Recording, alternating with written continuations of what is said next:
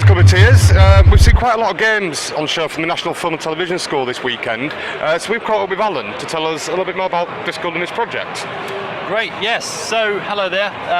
So I'm from the National Film and Television School. I'm the head of the Games course. And this course basically is a 2-year MA. And you won't find any other course in the UK like it, because unlike a lot of MA courses in games development, we don't require any students to have a background in games at all.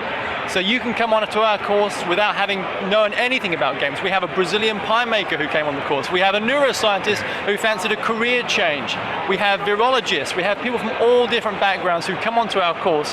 And over the course of 2 years, we teach you the skills that you need to make games. The most important thing to come on our course, of course, is that you need a why. Why do you want to be a games developer? Why do you want to go into the games industry? What is your vision? What can you offer to games that is new? Well, this is the thing we've been really surprised with and inspired by in a way, is that the quality of the games graphically and gameplay-wise are amazing. But then when we heard the stories behind him, that he's one guy we spoke to Billy who made the Grand Mission. Yeah. He's one guy coding it on his own with his mate doing the art design, and he didn't know how to code 6 months ago. And yet we've got this deep political war-type strategy game, if you like. Yeah, I mean, we pride ourselves on that because we encourage students to create games that are outside of the mainstream. And because we're a film school, we have access to many other departments: cinematography, sound design, composing. Students get to collaborate with students from all the other departments, so they get to bring their expertise. And we have tutors from the industry who can mentor the students, game one-to-one, because we have relatively low student numbers, which means that the students who come onto our course get a lot of studio time with the tutors, and our labs are open 24 hours a day, 7 days a week. It's quite a flexible campus and project to work on then.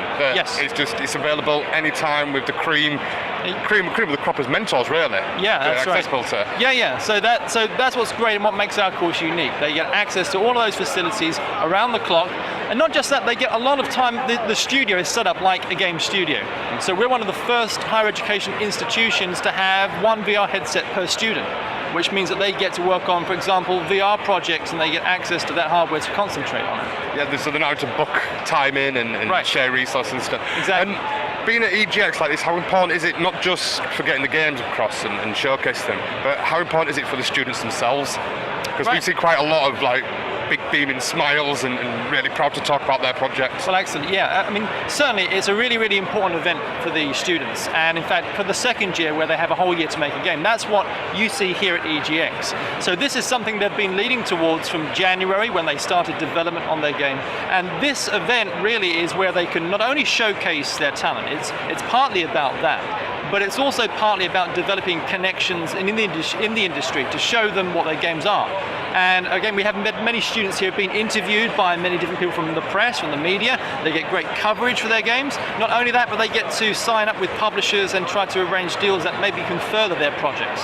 So we're hoping to see, because these games finish in December, don't they, the students here? The project officially finishes in December, but of course we encourage the students to take the project further beyond graduation. So after December, after graduation, could we expect to be seeing some of these being published on Steam or well, yeah, Kickstarter, that kind of thing? Right, yeah. I mean, we have many graduates who have left the NTFS and have released their games as commercial products, and we hope that our students now, who are showing here, will continue to do exactly the same thing.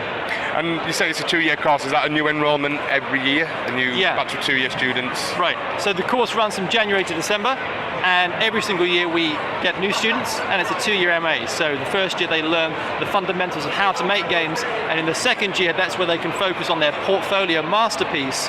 That is one game in 1 year. And you said before you've had pie makers and neuroscientists and stuff come along. So what's the minimum qualifications needed to enrol? Okay, so you don't need a degree in games. You don't necessarily need a degree at all. What you need is to have some kind of idea about what can you bring to games. The most important thing is having that passion and that drive. So to apply for our course, you need to demonstrate some kind of portfolio, some kind of evidence that independently, whether it's on a course or whether it's in your own time, that you've taken the time to do something creative. It might be making a computer game, but it doesn't have to be that. It could be writing short stories, it could be programming, it could be creating art. It doesn't really matter so long as you can demonstrate creativity and passion. That's the most important thing, because if you look at every single one of these games, they're not games for the mainstream. They're not about shooting zombies. Okay, there's a lot of that, and there's a time and a place for that. But on this course, we try to encourage people to innovate. And that's not just innovation for the sake of innovation. It's about innovating while also making something that's fun and playable. Well, yeah, because we were just playing May earlier. We were talking to Daniel about it. Yeah. And it's a cool little game. The game mechanics in it are quite fun. The graphics are nice. Yeah. It's the story behind it that the 24-hour life cycle of a mayfly, which is it's quite depressing and crushing, and it kind of gets to you in a bit. And that's when you realise that games like these are more akin to art than they are to entertainment. Yes, so I mean that's a really interesting issue about art and entertainment, and what is the line between the two? Are they blend? Are they antagonistic? Can they work together? And I absolutely think they can. Yeah. But one of the things that we focus on in this course is about what's the message? Why are you telling this story? What is your game about? What is the message that it contains? Yeah. Well, I look forward to this, and I can't wait to see what next year's Bachelor student's going to bring. Great. It's Thanks been a for your pleasure. time. Thank you very much. Thank you. Cheers.